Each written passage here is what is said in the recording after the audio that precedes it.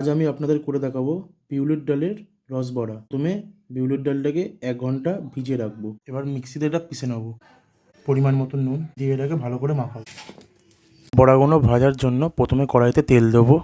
তেলটাকে একটু গরম করে নেবো। এরপর কড়ার মধ্যে ছোটো ছোটো করে বড়ার সাইজে দিয়ে দেবো।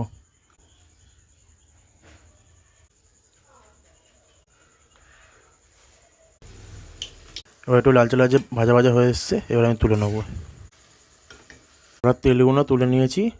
এরপর ওই কড়ার মধ্যে জল দিয়ে দেবো।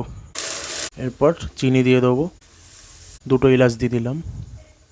এবার জলের মধ্যে এই বিউলি ডালের বড়াগুলো ফেলে দিয়ে দেবো। ওইগুলোকে কেটে কেটে দেবো যাতে রসগুলো ভালোভাবে ভেতরে ঢোকে। এরপর রসা রসা হয়ে এসছে, এইগুলোকে এবার আমি লাভিয়ে নেবো।